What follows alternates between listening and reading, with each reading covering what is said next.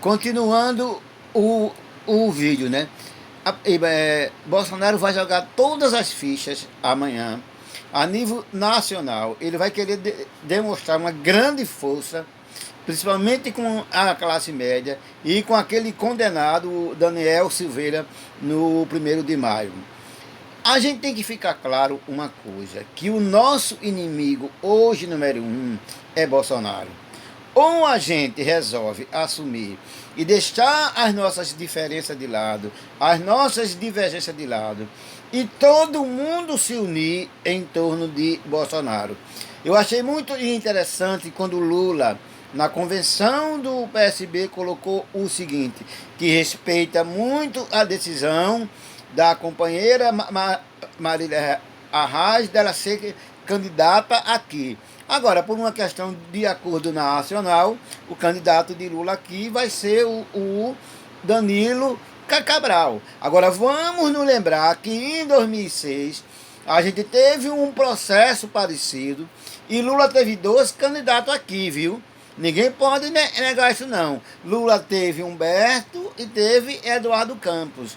Eu me lembro que num comício em Caruaru, Lula pegou no braço de Humberto e disse, elegendo esse aqui, elege um companheiro de partido. Elegendo esse aqui, que era Humberto, elege um filho. Imaginem num cenário de terror que a gente tem. Por quê? Porque vejam mesmo, companheiras e companheiras, há um perigo da reeleição de Bolsonaro assim. E o que significa uma reeleição de Bolsonaro?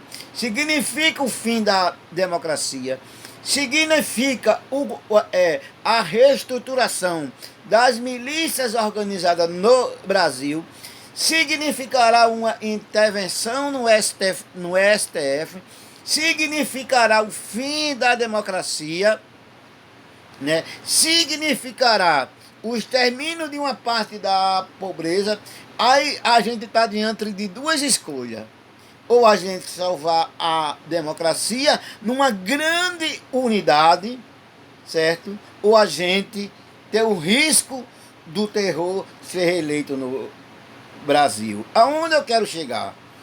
A minha tarefa principal e a minha preocupação, por exemplo, vejam algumas coisas. Às vezes nós somos tão egoístas que a gente não vê o seguinte, que nós vamos ter aqui uma oportunidade muito boa. Nós vamos ter 2 palanques de Lula aqui. Não dá para não dizer que o palanque da companheira Marília Arraes é o palanque de Lula. É também. Aí você vai dizer, não, Fernandinho, não é porque tem Paulinho da Força. Mas ele já declarou apoio a Lula. Aí você vai dizer, não, Fernandinho, mas ele votou no impeachment. Mas o PSB deu 26 votos, que foi responsável por essa tragédia que está aí. Eu não estou condenando o PSB, não é isso. Mas nesse momento não é momento de jogar pedra em ninguém. Olha, eu aprendi uma coisa na política muito grande. A gente tem que conversar com todo mundo. A gente só não tem condições de conversar com os bolsonaristas porque eles são uma seita e eles não querem conversar. Uma outra coisa agora é um dado histórico. O que o bolsonarismo traz são valores que eu já falei para vocês, da Idade Média, aonde o ser humano, os pobres, não tinham valor nenhum. É um conceito de um projeto de mundo baseado numa filosofia conservadora, né, aonde o lema é terra, família e propriedade. E não tem nada a ver com o cristianismo, nem com a defesa de valores éticos da família. É uma ideologia com aspirações fascistas neonazistas. E aqui em Pernambuco, pelo que me consta, nós vamos ter 2 palanques para Lula. Por exemplo, já existe no palanque hoje não oficial da candidatura de Marília, já tem um grupo Lula presidente, que tem 14 mil membros nesse grupo, e a campanha nem começou.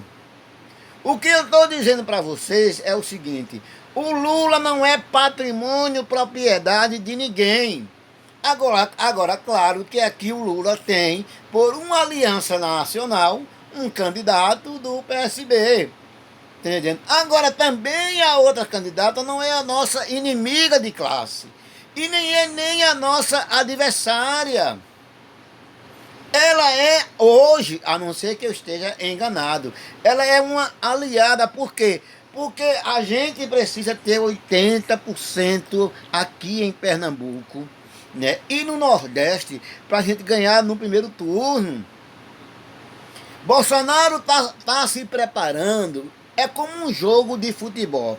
Preste atenção uma coisa: se um time perde de 1-0, ele vai reclamar do juiz e vai querer que tenha um outro jogo. Mas se um time perde de 10-0, como é que ele vai ter condições de ele reclamar do juiz? Então, se nós ganhamos no primeiro turno com uma diferença, por exemplo, de 20%, ou seja, a gente quase na faixa dos 60%, e Bolsonaro no máximo 38%, 40%, e Pernambuco a gente ganhar de 80%, acabou, não tem o que ele reclamar no TSE. Agora ele está preparado para não entregar o poder. E nesse momento, não existe passo para projetos pessoais.